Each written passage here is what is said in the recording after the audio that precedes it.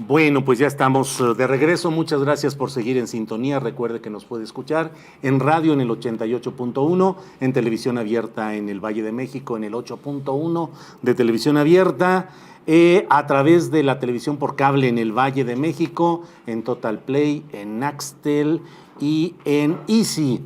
Y desde luego en el canal de YouTube, en el canal de La Octava, en el cual pues la verdad hay muchas preguntas y muchos comentarios respecto a lo que estamos señalando en estos momentos. Les agradezco a todos el que estén atentos a lo que estamos comentando. Bueno, pues se ha informado que el Instituto Nacional de Migración ha suspendido el ingreso a estaciones y estancias provisionales para migrantes, a organizaciones de la sociedad civil, asociaciones religiosas, en fin, medidas tan peculiares que creo que vale la pena que analicemos ese tema.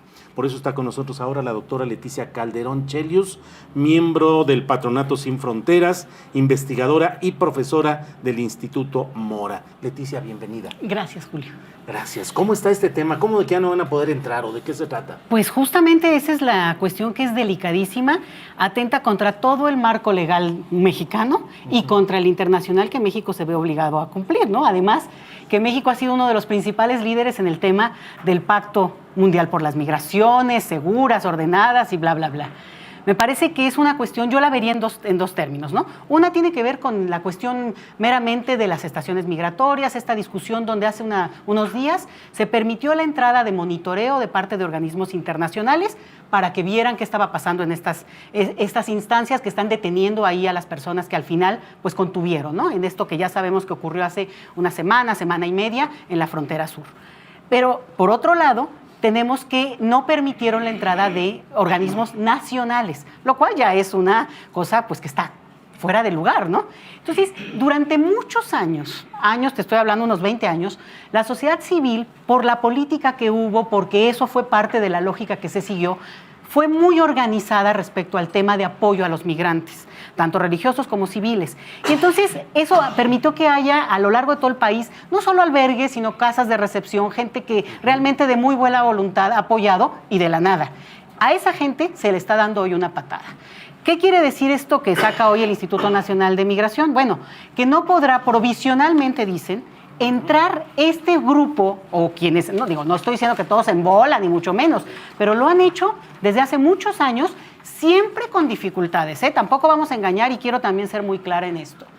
No es que antes había una política de brazos abiertos y que éramos hospitalarios y ahora somos muy cerrados. México ha tenido desde hace varios años, por lo menos 10, 15 años, una política sistemática de control y de ser el filtro migratorio para Estados Unidos. Esto no es novedad. El Plan Frontera Sur en la Frontera Sur propiamente, así funcionó. Entonces, te decía, este es en un nivel, ¿no? Que saca el Instituto Nacional de Migración. Pero en el otro nivel, lo que estamos observando es un golpeteo muy extraño, Julio.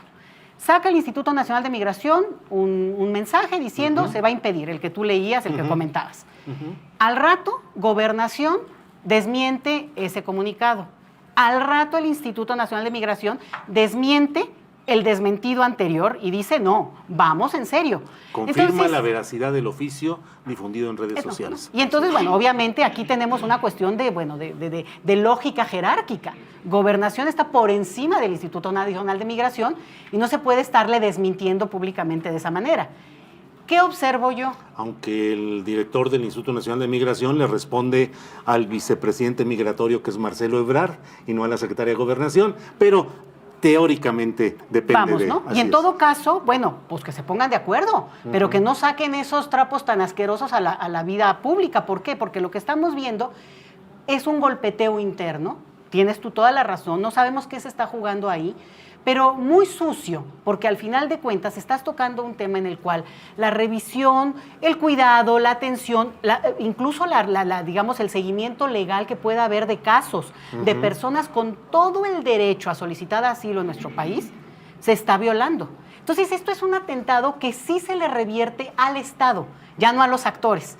Entonces, este golpeteo, te decía yo, pues sí habla de otro tono en un tema el tema migratorio, que es delicado por la relación con Estados Unidos, que es delicado por el papel que anunció López Obrador al inicio de su gobierno y que tuvo que cambiarse. Pues claramente aquí no podemos hacernos los ilusos, ¿no? Pues obviamente se hizo en función de la relación con Estados Unidos, que por cierto, hoy es el día que se cumple un año que Trump declaró el programa Quédate en México. ¿Un año sí, ya? Exacto. Que se tenía que venir la gente que solicita asilo en Estados Unidos, en la frontera sur de su país, a nuestra frontera. Entonces el escenario está por donde le veas, pero calientito. ¿Qué se busca con esta supresión, así sea provisional, del ingreso de estas organizaciones de la sociedad civil, asociaciones religiosas? ¿Tapar cosas que se estén haciendo, que no haya denuncia, que no haya defensa de derechos? ¿Te das cuenta el nivel de, digamos, de la limitación de análisis al hacer esto? Justamente abres esas preguntas. En vez de decir, bueno, la gente va, y te lo digo, hay monitoreos de Sin Fronteras, donde yo colaboro en el patronato, han hecho monitoreos de las estaciones migratorias desde hace años. Y siempre hay problemas, incluso autoridades de México, del gobierno actual, que han querido entrar a las instancias donde resguardan, dicen ellos, en estos eufemismos tan extraños, que sigue manteniendo el gobierno mexicano y no deben. Tenemos que cambiar hasta el lenguaje, Julio. Y entonces, justo se prestan a esto, a que estemos hablando hoy de que una práctica contraria a los derechos humanos internacionales, insisto, México ha sido, por lo menos en el papel, ¿no? Por lo menos en el discurso, realmente en la cabeza de mucho de esto que es, bueno, avanzar en el tema migratorio. Somos un país con todo, ¿no? Tránsito, retorno, la complejidad entera. Y sobre todo, que no hemos sido un país que especialmente reciba extranjeros. Tenemos un porcentaje de extranjeros bajísimo respecto al resto del planeta. Entonces, eso hace que pues, muchas personas se pongan muy nerviositas, no entiendan la dinámica más global. Y claro, nosotros estamos junto a Estados Unidos. Entonces, nuestro atractivo no es tanto venir a México, no ha sido. No ha sido, lo que no quiere decir que no haya gente que lo pueda optar. Pero ha sido sobre todo ir a Estados Unidos, y eso ahí sí que geografía es destino.